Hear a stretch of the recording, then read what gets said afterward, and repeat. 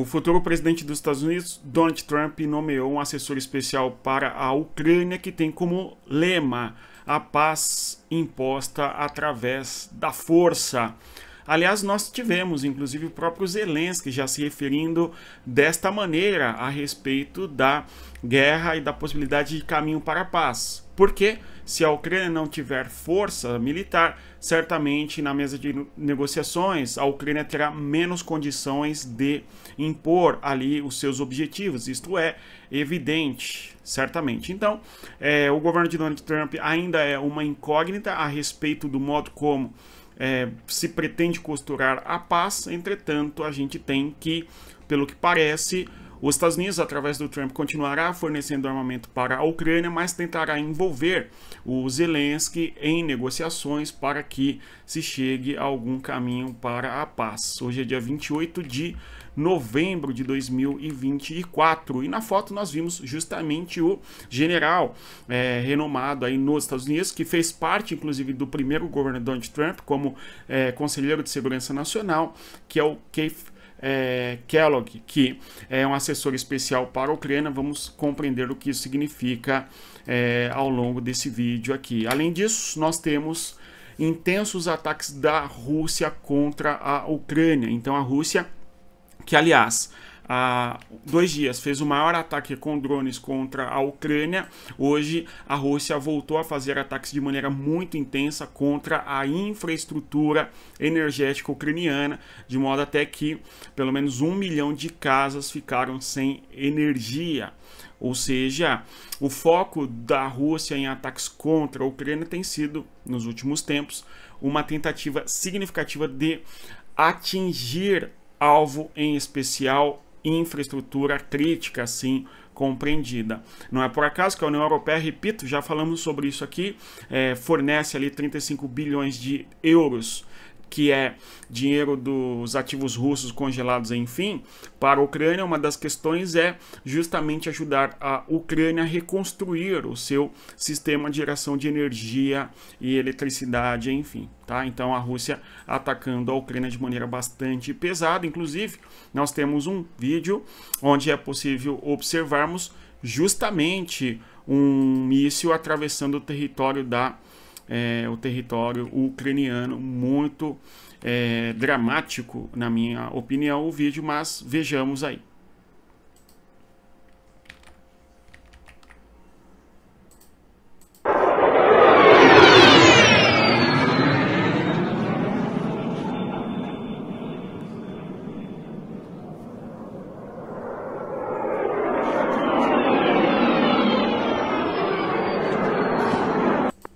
Então, imagine você a situação do ambiente de guerra hostil, etc. tal, e no ambiente urbano, nas regiões rurais, enfim, nos diversos lugares do país, o território sendo atravessado por mísseis, né? A situação deve ser um tanto dramática, conforme eu mencionei com vocês.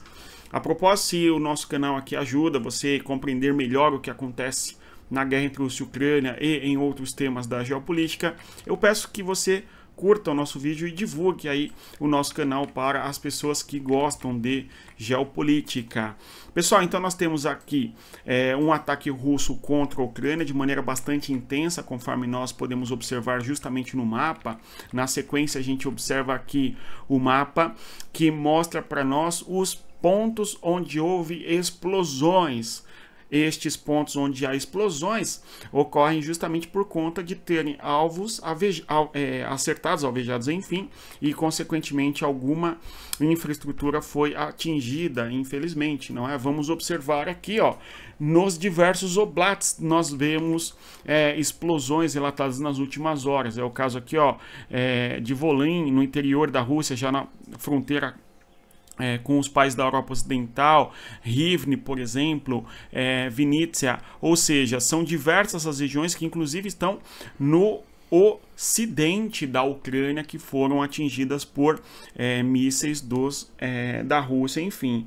Agora, nós temos que todos os dias a Rússia lança drones contra a Ucrânia em quantidades muito significativas. Todos os dias nós temos os relatos ali, a somatória de dezenas quase todos os dias uma centena, pelo menos, de mísseis que são de drones, no caso, lançados contra a Ucrânia. E algumas, não é, dezenas de mísseis, e hoje um ataque bem pesado contra a Ucrânia, envolvendo mísseis e, claro, atingindo, conforme eu mencionei, a estrutura de geração de energia.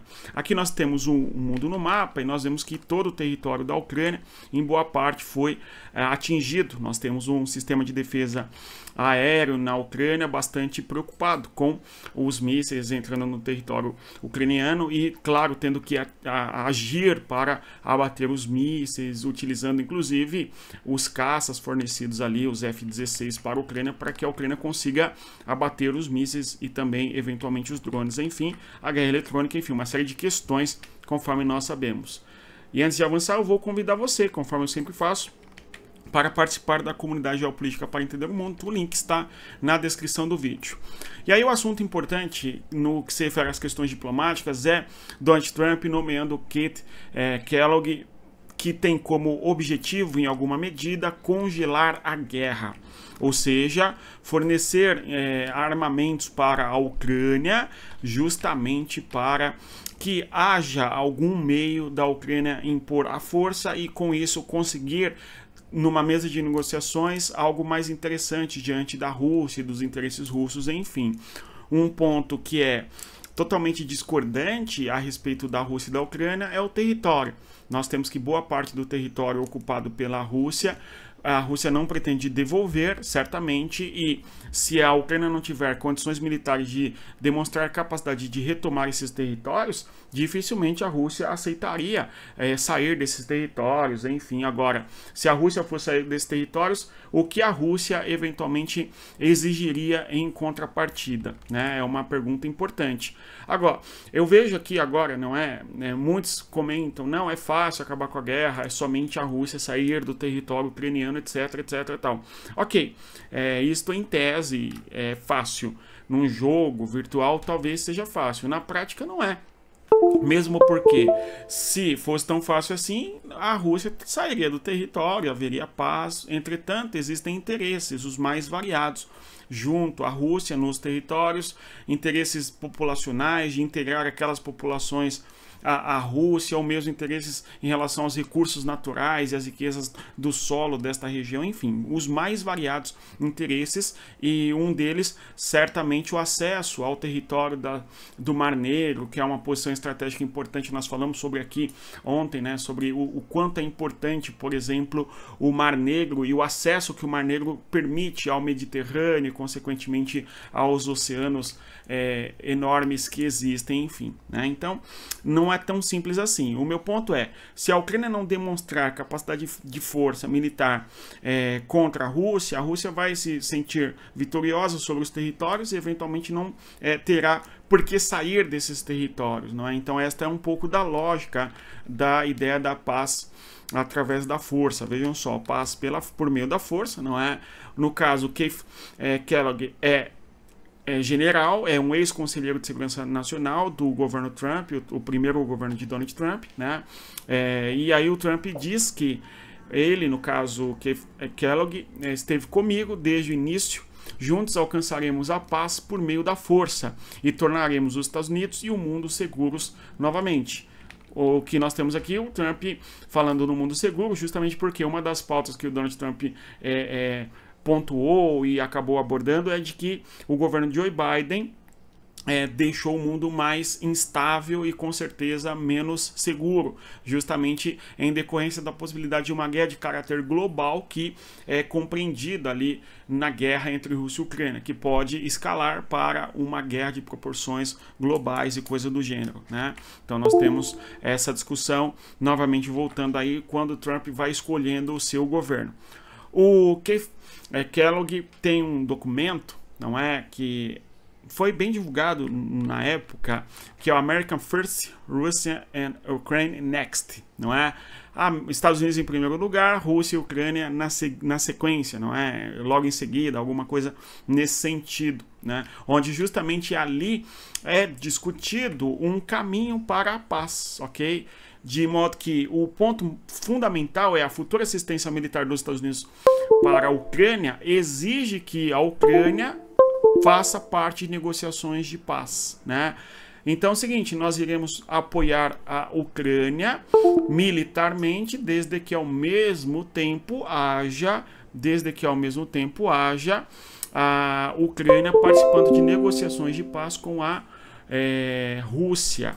Ou seja, uma das questões é, conforme disse, reitero, a Ucrânia participando de negociações a fim de tentar chegar à paz, conforme visualizamos aí, segundo o texto, não é, do Keith Kellogg, ok? Que nós vimos logo no início do nosso vídeo. Ele e Donald Trump juntos, sentados aí, pousando para a fotografia, observando mais uma vez. Na sequência, outro tema muito importante é a aproximação entre a Ucrânia e a Coreia do Sul.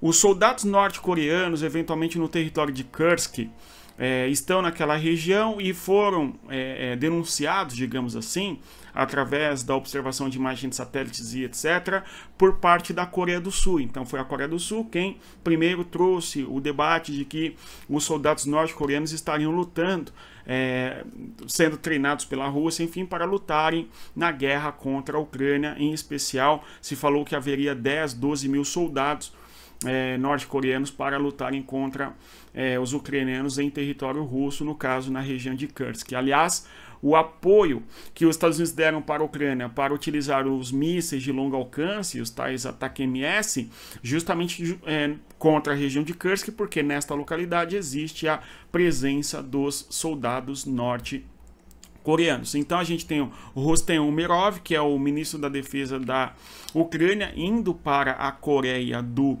Sul para se encontrar com a presidência, o governo da Coreia do Sul, justamente para discutir uma aproximação para que haja compartilhamento, ok, de informações de inteligência a respeito do fronte de guerra e da movimentação da Coreia do Norte. Vejam vocês, a Coreia do Sul, conforme nós sabemos, está em guerra com a Coreia do Norte desde os anos 50. E os movimentos que a Coreia do Norte faz, sendo uma potência nuclear ou buscando desenvolver satélites, enfim, para ter maior autonomia em vários setores, interessa muito a Coreia do Sul. Porque à medida que a Coreia do Norte, que é rival da Coreia do à medida que a Coreia do Norte, que é rival da Coreia do Sul, enfim, desenvolve tecnologia e fica mais forte e poderosa, isto acende alerta, certamente, em Seul. Então, com certeza, a Coreia do Sul é muito interessada na situação da Coreia do Norte, porque ter o rival Coreia do Norte mais poderoso, ok? Certamente é algo que incomoda a Coreia do Sul. Vamos acompanhar os desdobramentos desta aliança, ok?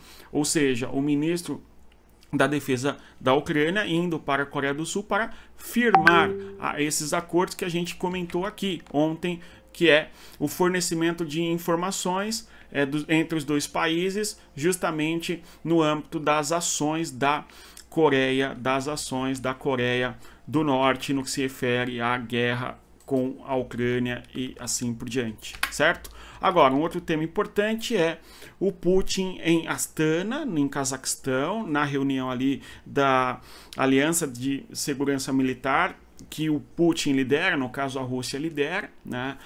E o Cazaquistão é um país muito importante para a projeção geopolítica russa na região da Ásia Central, tudo bem? O Cazaquistão fez parte, conforme sabemos, do Império Russo e também da União Soviética, e mesmo com o fim da União Soviética, o Cazaquistão é um dos mais importantes aliados da Rússia, não é?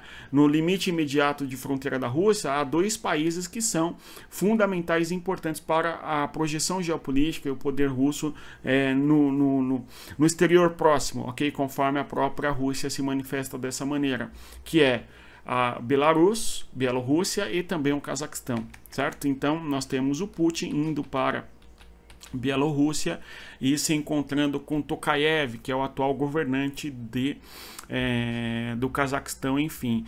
E no caso, eles assinam documentos de parceria, no caso a ideia de que Rússia e Cazaquistão fazem parte de uma parceria estratégica para a construção de uma nova ordem mundial, certo? E o Putin tem no Cazaquistão um aliado fundamental e importante em vários aspectos, tá certo? Para concluirmos, nós tivemos ontem um ataque que a Ucrânia vai fazer no interior do território da Rússia. Nós mencionamos aqui ontem, por exemplo, que a Ucrânia fez um ataque bem profundo no território russo, tá?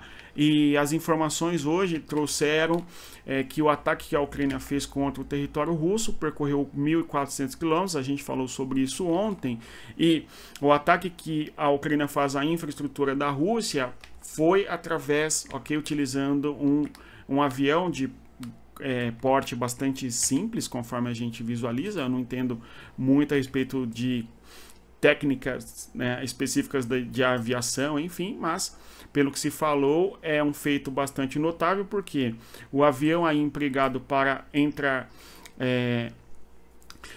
em profundidade no território da Rússia, né? É um avião bem simples, que é esse que nós temos a foto do avião aí conforme visualizamos, não é? Que é o B-2, se eu não me engano, o nome do troço desse avião, certo? E o que se discutiu bastante é um avião de capacidade pequena, ok? Velocidade bem baixa diante da aviação moderna, conseguindo entrar em profundidade no território da Rússia, tudo bem, em profundidade no território da Rússia, e muito se falou que há, portanto, uma fragilidade no sistema de defesa antiaéreo russo, e por isso que há uma preocupação da Rússia quando o assunto envolve os mísseis de longo alcance que o Ocidente pode fornecer para a Ucrânia, e com certeza colocaria a Rússia numa situação de difícil defesa do seu território, porque mesmo um avião de capacidades simples conseguiu entrar no território russo em uma profundidade bastante significativa e considerável, tá? Para concluirmos aqui o nosso vídeo, no fronte de guerra, a gente tem a situação de Kursk, eu aumento o mapa para que nós visualizamos, justamente aí os russos avançando na direção de Malaya-Loknia, conforme eu havia mencionado com vocês aqui há algum tempo, e eu dizia o seguinte, né?